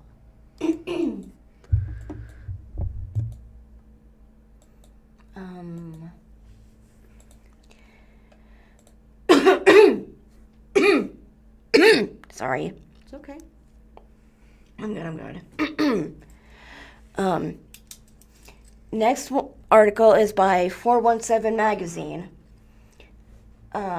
This is, am I allowed to say it? Branded content? Mm-hmm. This is branded content, and it's what to know about the mermaid performances at Wonders of Wildlife. Here, families visiting Wonders of Wildlife can watch mermaids perform underwater, inspiring children while highlighting the importance of ocean conservation. Conservation. I guess conservation would work too. Like conversation. It's okay. Conservation. Potato. They're different words. It's okay. Do you want to keep reading? Jordan Bloomquist. Mm-hmm. Yeah, this article is by Jordan Bloomquist. There's a photo. Starting off with the article, there's a photo of the iconic shipwreck that you see when you go into the where you can see the garden eels, where you're near the swamp and the. There is a photo of the large pillar in the shipwreck section of the aquarium. Yeah, that's where the you can see the stingrays on the bottom side of the on the bottom floor, and that's where all the ship is where all the garden eels are, and on the other side you go through the. We're describing the picture though. Swamp area. But yes, it's a ship replica in a huge water tube, basically. And it's got a mermaid swimming around. Oh, she looks pretty. Mm-hmm. Would you like to start reading the article? Yes. In March, Wands and Wishes mermaids begin performances at John Morris's Wonders of Wildlife National Museum and Aquarium. The touring group appears at Association of Zoos and Aquariums, or AZA, accredited aquariums nationwide, and at Wonders of Wildlife. Guests can enjoy underwater performances, meet and greet opportunities, and complimentary crafts and activities, all included with general admission and memberships. Ow. How mermaids are trained for performances at Wonders of Wildlife. I kind of want to know about this too. Wands and Wishes mermaids are professionally selected performers with extensive credentials already in place. Each mermaid holds a scuba and level 1 freediving certifications before joining the touring team, which allows them to safely perform in a large-scale aquarium environments like Wonders of Wildlife. Training continues throughout their careers, emphasizing safety, consistency, and visual storytelling. The replica of the shipwreck that was in the first picture is seen once again, but it's less in view. as you can see, a mermaid sitting on the stingray exhibit, where the stingray and herself is in clear focus. Good She's greeting guests outside the tank during a special appearance at Johnny Morris's Wonders of Wildlife National Museum and Aquarium.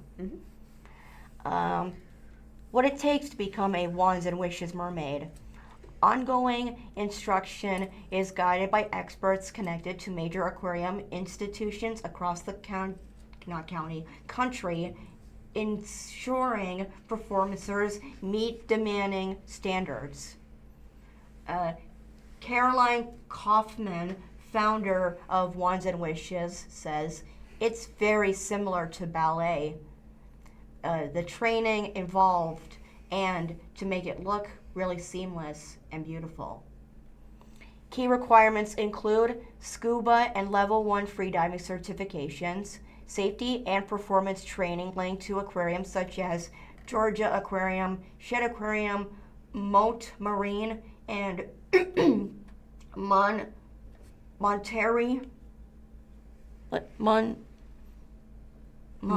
Monterey Bay Aquarium, and specialized underwater equipment that's updated and serviced annually. When to see the mermaids at Wonders of Wildlife. Mermaids perform at Wonders of Wildlife on March 12th to March 15th, March 18th to March 22nd, and March 27th to March 29th. The experience also includes an exclusive members-only night on March 11th, where Wonders of Wildlife members and their family have the opportunity to meet the mermaids in person before the public performances begin. Once again, there's a picture of the stingray exhibit as a kid is dipping his hand in the water trying to pet the stingrays, and there's a mermaid sitting on a rock observing him. Inside a mermaid performance day. A performance day begins long before guests gather near the exhibit glass. Travel often involves transporting silicone mermaid tails weighing around 30 pounds. Once on site, preparation shifts underwater. Mermaids perform without scuba tanks or masks, relying on freediving techniques and access to a compressed air tube placed inside the exhibit. Okay, that actually does make sense. Before entering the water, performers can confirm their air access and review safety protocols. So it looks like they're underwater, but there's still enough air for them to breathe in? Yes. Huh. Wouldn't you like to keep reading? I've always wondered that. I just thought they were just so good at breath holding, and I'm like... Yeah, I know.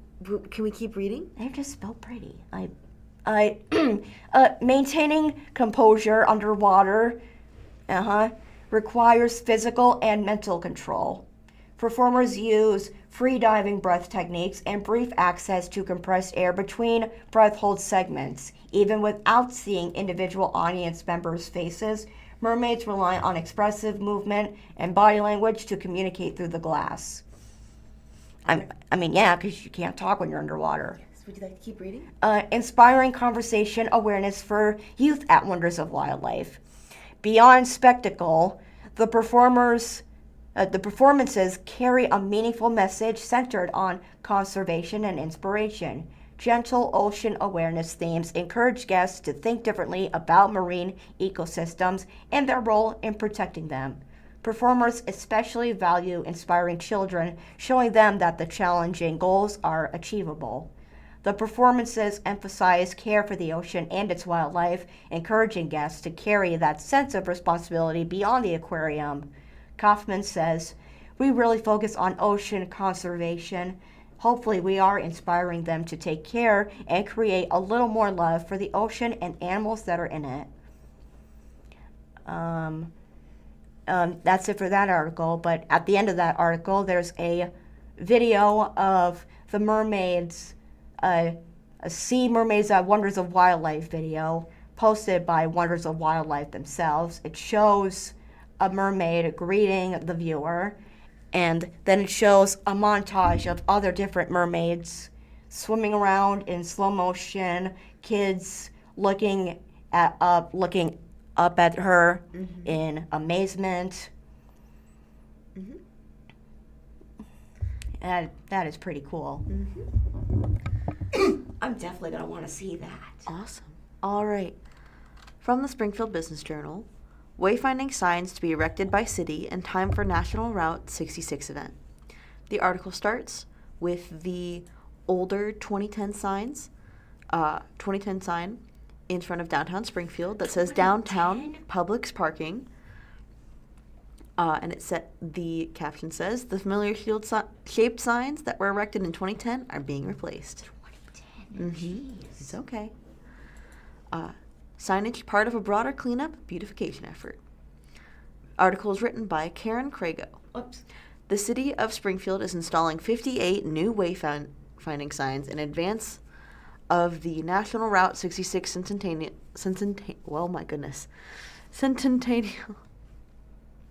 I know how to say this word, I promise.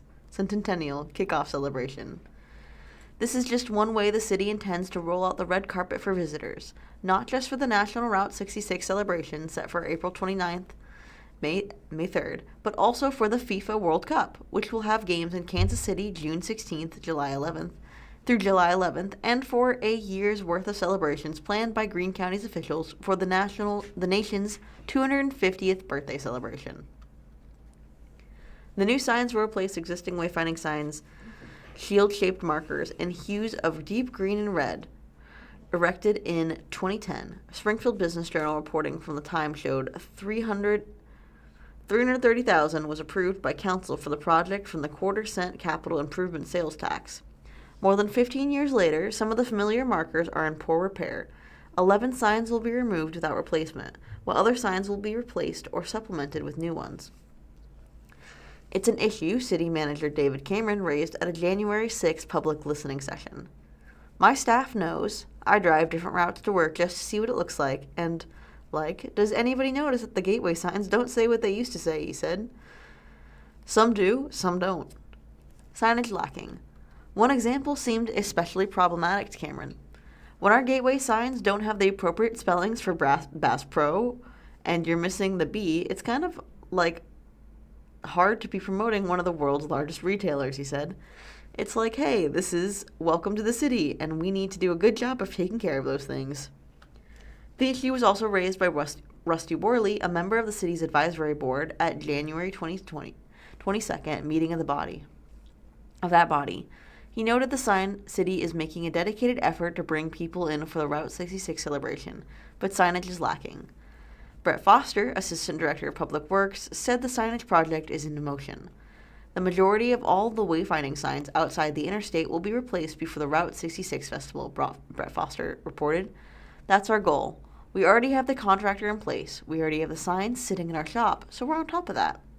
Cora Scott, Director of Public Information and Community Engagement, said a contract was awarded to Advanced Highway Sign and Supply, LLC, for $124,065 for sign installation, with an incentive deadline of April 1st for completion of the project. She said the project is funded through a 50-50 Missouri tourism grant in the amount of $30,000, with the remainder to come from the quarter-cent capital improvement/transportation sales tax. Scott said the wayfinding sign project was underway before Springfield was chosen as the national kickoff city for the Route 66 Centennial celebration. The wayfinding signs have needed to be updated for many years, she said. It's going to be a nice refresh in our community just to help navigate tourists through the city. Of course, Springfield will also see tourism for its annual Birthplace of Route 66 festival, held downtown each August and bringing in visitors from nearly all 50 states and multiple countries. I do apologize. Bob Dixon, Greene County presiding commissioner, said a year-long lineup of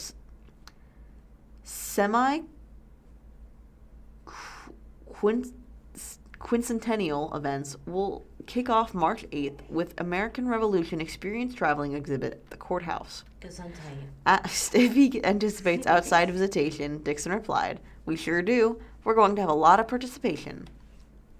The full lineup of events has not yet been completed, he said, but among them is the April 19 Sons of the American Revolution Ozark Mountain Chapter reenactment of the shot heard round the world, the first shot at the battles of Lexington and Concord to begin the American Revolution on April 19, 1775. The event, with costumed reenactors in period regalia and carrying muskets, will be held on the bridge at Phillips Grove Park. Other initiatives. Scott said the signs are not the only way the city is engineering a welcome for visitors. A cleanup effort is also in the works. On February 2nd, City Council approved a Clean Green Waste Impact Initiative to fund year-round litter removal along major corridors. A $3 waste impact fee is assessed per ton of waste at the city's Noble Hill Sanitary Landfill, generating $1.2 million annually to support litter removal, according to the city's website. With the funding, city crews perform daily litter collections along major entry points and corridors, and vendor partnerships are funded for large-scale and routine corridor training alike. Trash and litter along our major corridors impact Springfield's image, quality of space, and quality of place, and overall environmental health, said Aaron Kemper, Director of Environmental Services, on the city's Environmental Services website. This initiative takes a comprehensive approach to addressing those impacts head-on. Scott said the annual spring cleanup initiative, called Clean Green Springfield, has grown over the years, but it's going to be amped up with more involvement from various organizations, paired up with what the city is calling its Clean Team. This is a team of 25 hired workers who will help the litter control and cleanup. Scott said temporary employees are being hired to get started quickly, and soon they will include additional help from the organizations like Victory Mission and Ministry, which works on issues of poverty and homelessness. Additionally, city officials are looking at refreshing banners along the Route 66 corridor and adding them to our high traffic spots in the city. Those banners will be up for an entire year. It was just over a year ago, in January 2025, when Mayor Ken McCullough challenged city residents to spruce up the city in preparation for the 2026 celebrations. In a proclamation, McClure encouraged residents and businesses to take what he called simple steps, like volunteering for litter pickup opportunities, sorting recyclable properties, and participating in cleanup events. Scott said McClure stepped forward and came to her department to say he wanted to put a charge out for people to come together for a cleaner, more beautiful city. Importance of wayfinding signage. Scott said wayfinding signage has a strong return on investment. Wayfinding signs go above and beyond identifying Route 66, she said. The return on investment is that when tourists come to our city, they know where all the amenities are, all the things we hope they take advantage of. In AAA survey about Route 66 travel projections in 2026 shows 41% of all U.S. adults plan to visit at least a portion of Route 66 in 2026, with 15% more expressing interest after learning about the Mother Road Centennial. Scott said research shows that when people drive Route 66, they don't stick to the Mother Road. They take in amenities all around specific Route 66 communities and also beyond, she said. We are planning for the fact that people will visit everything our region has to offer. Mark Hiquette, president and CEO of Visit Springfield, Missouri, says wayfinding is vital to communities for at least 3 reasons. First, when someone gets to town, there's a functional need to help them find their way. It gives them a sense of confidence, he said. No one likes to be lost. Signage can also contribute to beautification, he said. It shows the community cares, he says. It showcases the city in a nice way. Importantly, Hiquette said wayfinding signage serves as a 24-hour marketing resource, promoting destination points and creating awareness about what the city has to offer.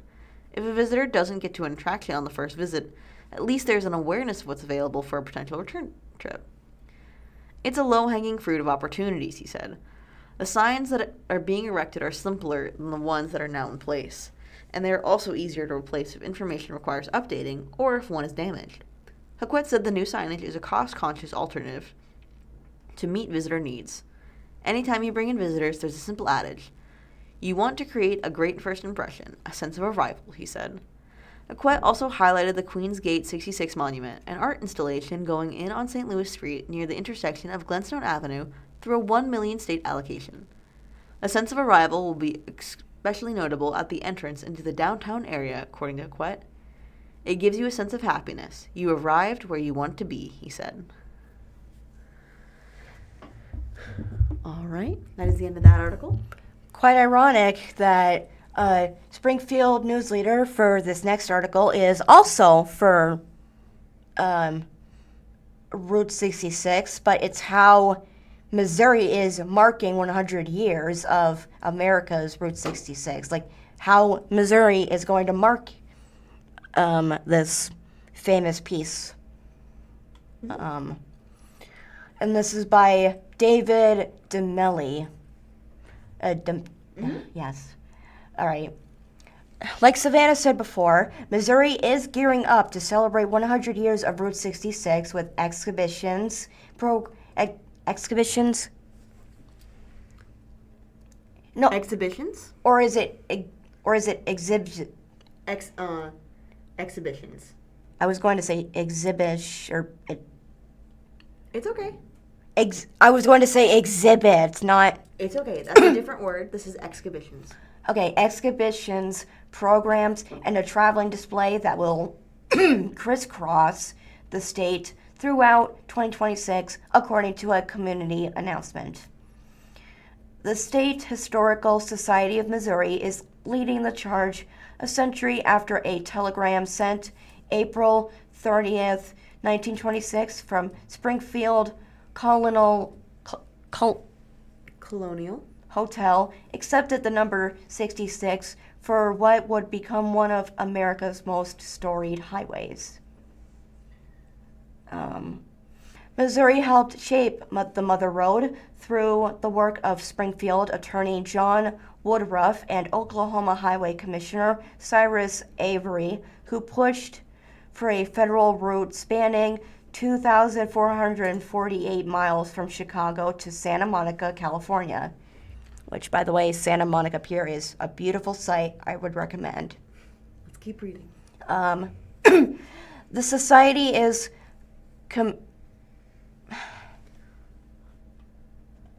commemorating the milestone with a wide-ranging look at the people, places, and culture that emerged along the highway. A new exhibition titled Through the Windshield, Missouri's Route 66, is now open at the Society's headquarters in Columbia. The 90-foot-wide display features newly acquired and lesser-known images from its expanding Route 66 collection. There's a picture of the road, and it says Route 66 on the road itself. On the asphalt? Yeah, the asphalt. It says new exhibits, webinars, and events celebrate 100 years of Route 66 across Missouri throughout 2026. Oh, that's what it is. Okay, this photo is courtesy of the California Historic Route 66 Association. So this is it's a road in California.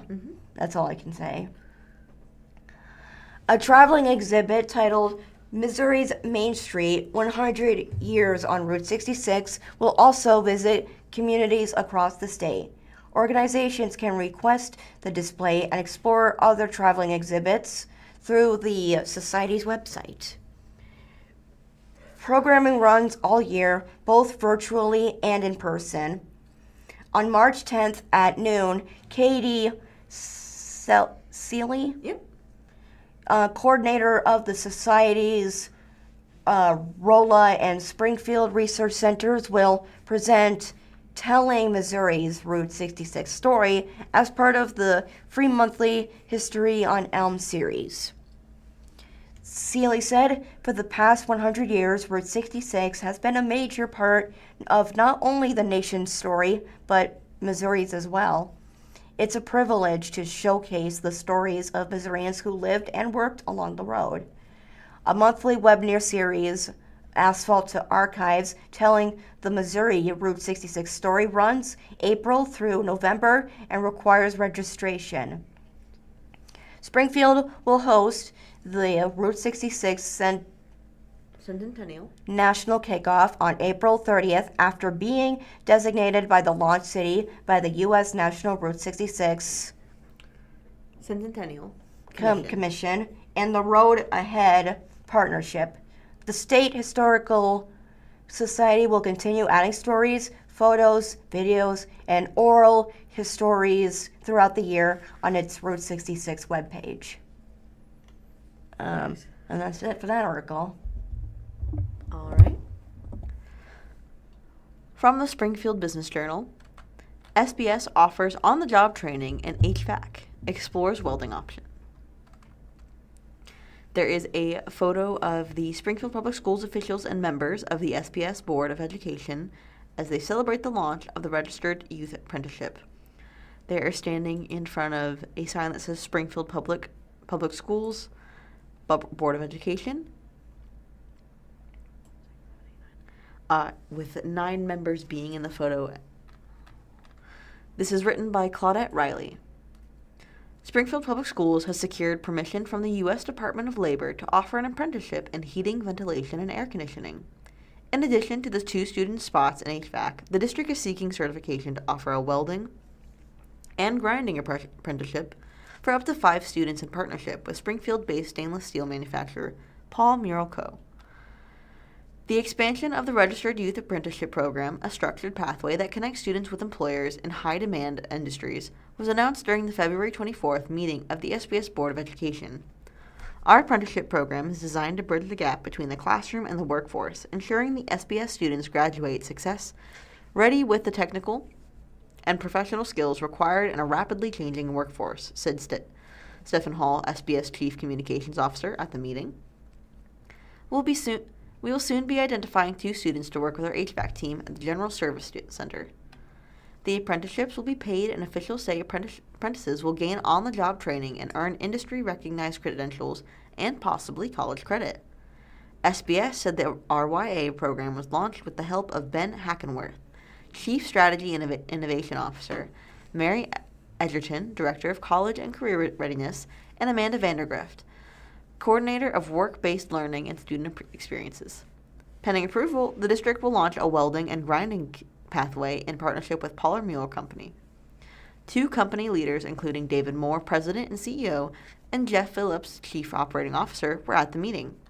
By collaborating with Missouri's largest public school system, we are providing students the opportunity to earn while gaining hands-on industry experience, an embodiment of Paul Miller's vision in action, Phillips said in a news release. Brandon Adamek, Director of Sales and Marketing for the company, said up to 5 students, aged 17 or older, will be able to earn up to $25 an hour while gaining hands-on training in stainless steel welding and grinding. Adamek said the company hopes that partnership creates a foundation to work with SBS on future initiatives. Paul Mueller Co. has been a cornerstone employer in the community since 1940. We place the highest value on enhancing the quality of life for co-workers and the community, Adamek said at the meeting. The program uniquely advances both of these commitments.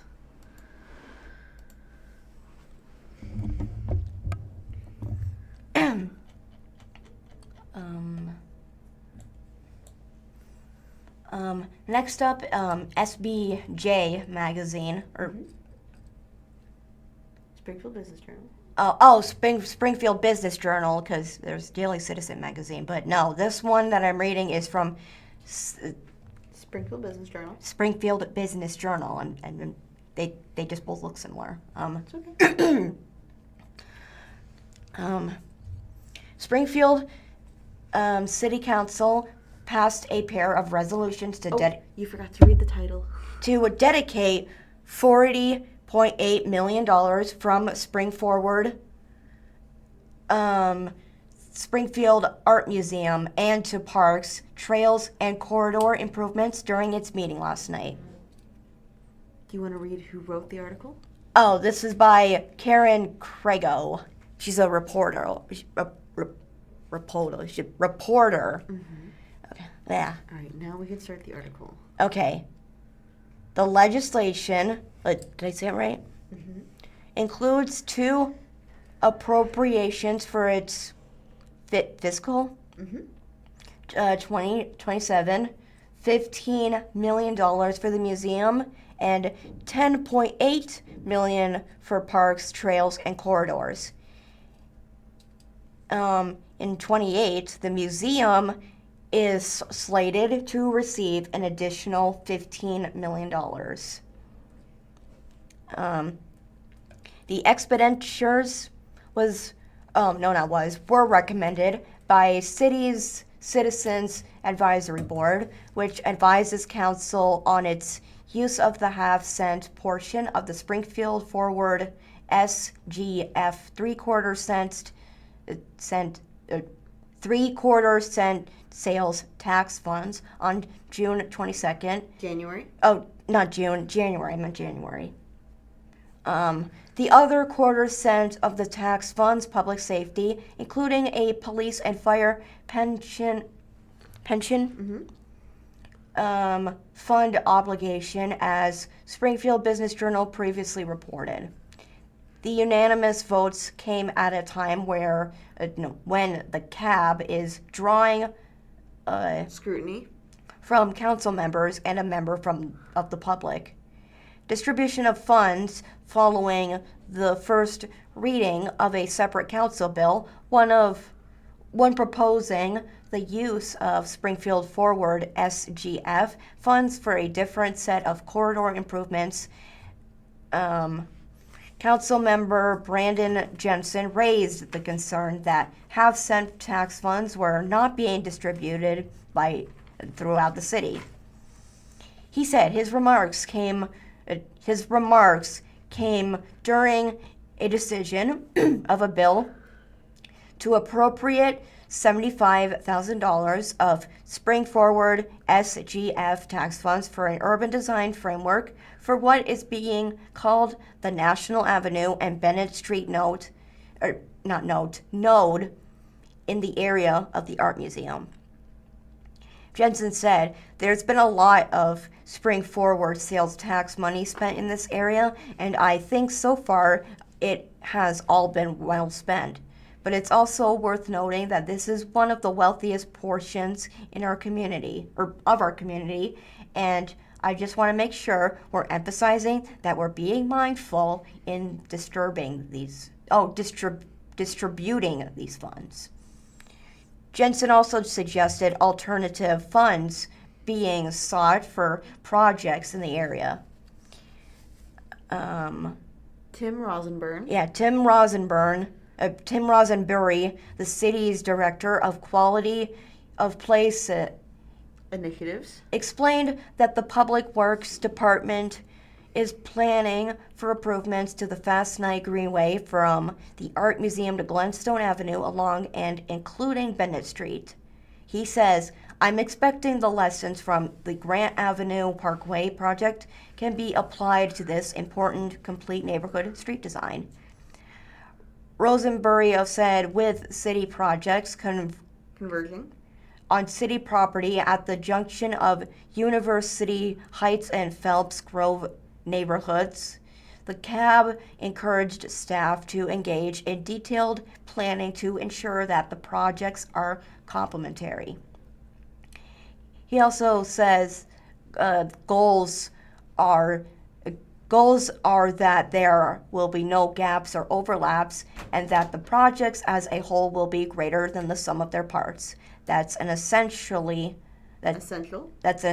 characteristic of quality of place. The plan would be prepared by the entity that crafted the Art Museum's long-range plan. Roseberry also said, that's Kansas City's based architectural firm BNIM. Council is scheduled to vote on the funding for the National Avenue and Bennett Street node on March 9th. Let's just go to this. Let's just finish this. He says he's trying to figure everything out, figure a path. That was based in almost all errors and facts, and it said that the projects would commence in July upon approval with completion in 2027 or early of next year of 28. 2028. Right. All right. Sorry, I had to skip a few. Thank you for listening to the Blind Community Thrift Store's radio reading service. Tune in every week, Monday through Friday, on the Blind Community Thrift Store's YouTube channel at 10 a.m. for more up-to-date news from the Springfield The time is News-Leader, 12 Springfield p.m. Daily Citizen, Springfield Business Journal, and 417 Magazine. Listen after we are live on the Audio Reader Network at www.reader.ku.edu. All broadcasts are played over KSMU subcarrier airwaves at 67 kilohertz on 91.1 from 3 p.m. to 5 p.m. Monday through Friday. Contact Audio Reader Network for information on receiving a pre-programmed radio. I'm Savannah. Yeah. And this is Madison. Yep. And we'll see. You'll hear us next week. Bye. Stay hydrated. Okay.